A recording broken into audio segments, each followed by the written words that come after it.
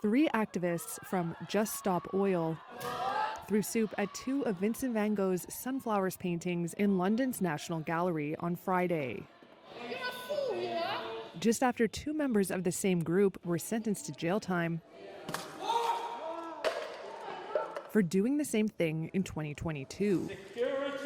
In that incident, 2 members of the group threw tomato soup at a sunflowers painting and then glued themselves to a wall. What is worth more, art or life? That's Phoebe Plummer in the video. The now 23-year-old was handed a 2-year prison sentence for a criminal damage charge, plus an additional 3 months for the relatively new offense of interfering with the use of key national infrastructure. We cannot afford new oil and gas. The other activist from 2022 was Anna Holland, who was sentenced to 20 months. The pair had pleaded not guilty. Prosecutors said the soup toss caused over $13,000 worth of damage to the painting's frame. The work itself was behind a protective screen. It was undamaged and went back on display the same day.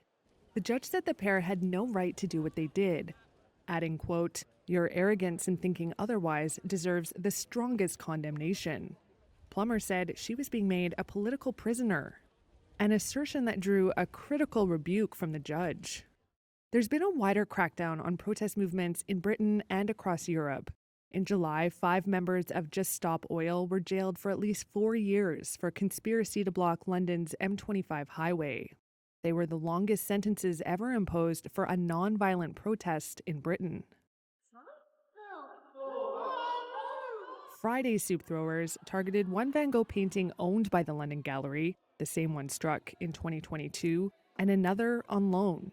The National Gallery said 3 people had been arrested and no damage had been done to the paintings.